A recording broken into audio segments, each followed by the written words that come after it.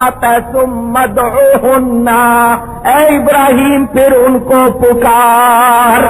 اللہ کیا فرماتا ہے؟ پھر ان کو پکار۔ کن کو؟ جو مر چکے ہیں، ذبح ہو چکے، قیمہ ہو چکا۔ اللہ کیا فرماتا ہے؟ ان کو۔ اگر مردوں کو پکارنا مطلق منع ہے تو پھر یہاں کیا کہو گے؟ اللہ شرک کروا رہا ہے؟ قرآن پڑھتے ہو یا نہیں؟ سمجھتے ہو یا نہیں؟ ان مردوں کے جسموں سے روح نکل چکی ہے، ان کا قیمہ ہو چکا ہے، بوٹیاں ان کی مختلف جگہوں پہ پھیلی ہوئی ہے۔ اللہ فرماتا ہے پھر ان کو پکار۔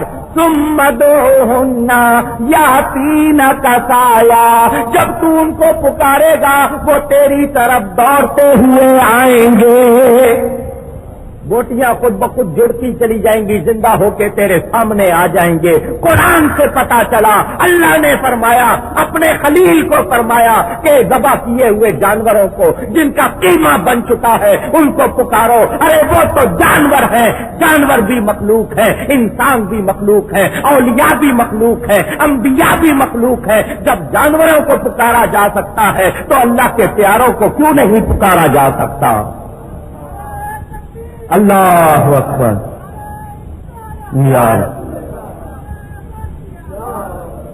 اور سنیں، قرآن میں اللہ فرماتا ہے قُلْ يَا أَيُّهَا النَّاسُ إِنِّي رَسُولُ اللَّهِ إِلَيْكُمْ جَمِيعًا، اے میرے حبیب فرما دیجئے ہے لوگوں، بے شک میں تم سب کی طرف اللہ کا رسول ہوں۔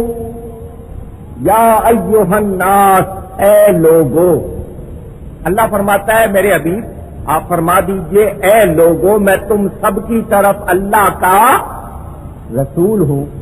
اب نبی پاک کو حکم ہوا ہے خطاب کرنے کا، سارے انسانوں کو پکارنے کا۔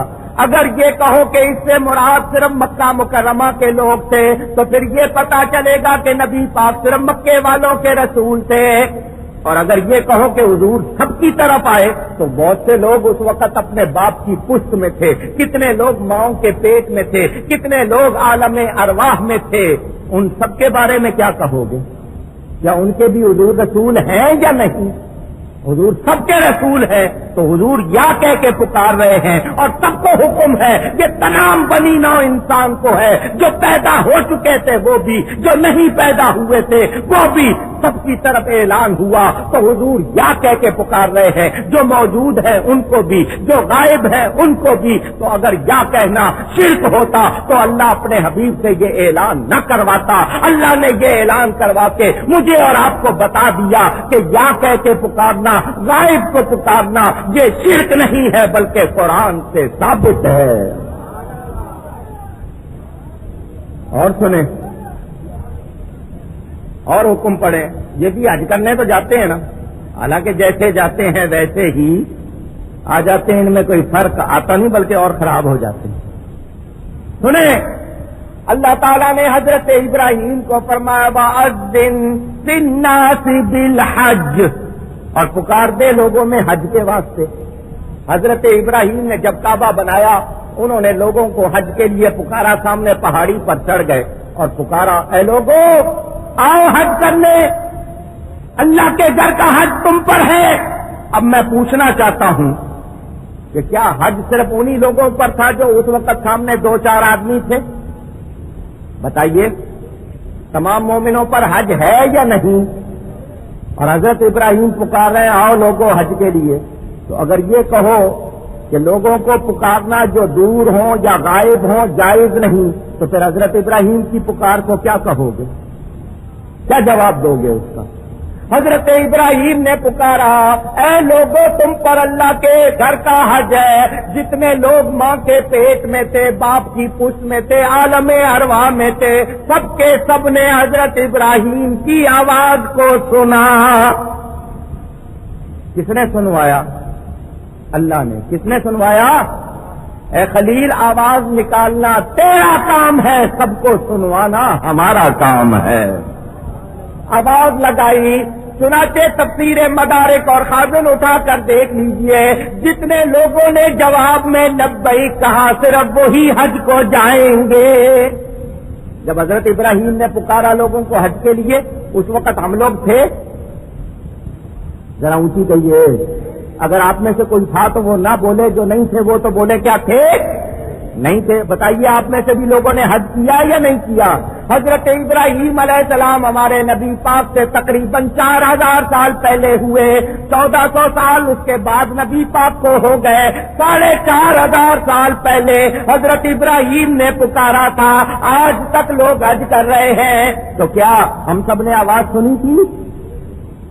سنی تھی ہم سب نے، جنہوں نے حج کیا ہے، جو حج کریں گے انہوں نے آواز سنی تھی۔ جس نے جواب میں لبیک کہا، جتنی مرتبہ لبیک کہا اتنی مرتبہ جائے گا، جتنی مرتبہ جس نے لبیک کہا اتنی مرتبہ جائے گا۔ تو میں پوچھنا چاہتا ہوں، سب لوگ ان کے سامنے تھے؟ انہوں نے بھی غائب جو لوگ موجود رہے تھے ان کو بھی یا کہہ کے پکارا یا نہیں پکارا؟ اگر یہ کہیں کہ نہیں پکارا تو پھر ان سے کہو تمہارا لیے حج پہ جانا ضروری، ان سے حج بھی چھوڑواؤ۔ اگر یہ اہل حدیث ہے تو آئیے ایک حدیث اور پیش کرتا ہوں۔ یہ حدیث مسلم شریف میں موجود ہے۔ نبی پاک صلی اللہ علیہ وسلم مکہ سے ہجرت کر کے مدینہ آئے، تاریخ تھی 12 ربیع الاول۔ صحابہ نے آمد رسول کا جشن منایا اور جلوس نکالا۔ مسلم شریف میں حدیث پاک موجود، صفحہ نمبر 419، جلد دوسری، کتاب میرے پاس اصل بھی موجود ہے۔ سنیں، جب نبی پاک مدینہ منورہ میں آئے، لوگوں نے، صحابہ نے آگے بڑھ کر نبی پاک کا استقبال کیا۔ حدیث کے الفاظ سنیں، فصعد الرجال والنساء فوق البیوت وتفرق الغلمان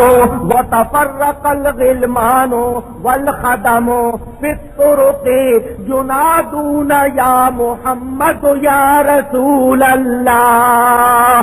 مرد اور عورتیں گھروں کی چھتوں پر چڑھ گئے، بچے اور خادم گلیوں میں پھیل گئے۔ صحابہ نبی پاک کے ساتھ تھے۔ حضرت ابو بردہ اسلمی نے اپنی پگڑی کھولی، نیزے پر باندھ کے اس کو جھنڈا بنا لیا۔ وہ سب کے سب کیا کہہ رہے تھے؟ یا محمد یا رسول اللہ، یا محمد یا رسول اللہ صلی اللہ علیہ وسلم۔ اگر یا رسول اللہ کہنا منع ہے تو جنادونا یا محمد یا رسول اللہ یہ الفاظ موجود ہیں، اور اگر تم اپنے آپ کو اہل حدیث کہتے ہو تو اٹھاؤ الادب المفرد، کنز العمال اٹھاؤ، حدیث دیکھو۔ ایک صحابی کا پاؤں سو گیا، پاؤں سن ہو جاتا ہے نا، ہاتھ پاؤں کبھی کبھی سن ہو جاتے ہیں، تو دوسرے نے کہا تجھے علاج بتاؤں؟ تو پکار اس ہستی کو جو تجھے سب سے زیادہ پیاری ہے، اس ہستی کو پکار۔ اس نے، صحابی نے فوراً کہا یا محمد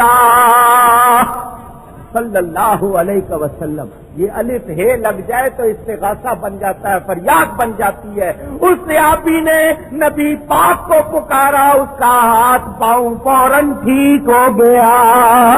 ابن ماجہ میں، نسائی میں، ترمذی میں، حاکم میں، بیہقی میں، ابن خزیمہ میں اور طبرانی میں یہ روایت موجود۔ توجہ سے سنیں، حضور صلی اللہ علیہ وسلم کے پاس ایک صحابی آئے، نابینا، جس کو آپ اندھا کہتے ہیں، نابینا، بلائنڈ۔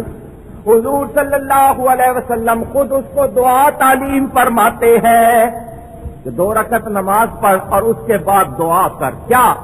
اللہم انی اسألک واتوجہ الیک بمحمد النبی الرحمہ۔ اے اللہ، میں تجھ سے مانگتا ہوں اور تیری طرف توجہ کرتا ہوں تیرے نبی محمد صلی اللہ علیہ وسلم کے وسیلے سے۔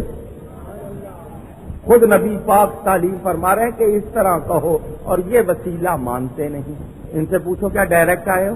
ایک ان کا ملا تھا راول پنڈی کا، جانتے ہوں گے آپ، وہ آتا تھا کراچی میں، اس کا تقریر کرنے کا انداز کیا تھا؟ لا الہ الا اللہ، اللہ کے سوا کوئی عبادت کے لائق نہیں، لا الہ الا اللہ، بارش کون برسائے؟ اللہ، لا الہ الا اللہ، دھوپ کون نکالے؟ اللہ، لا الہ الا اللہ، بیٹا کون دے؟ اللہ، لا الہ الا اللہ، بیٹی کون دے؟ اللہ، لا الہ الا اللہ، مراد کون پوری کرے؟ اللہ، اللہ سے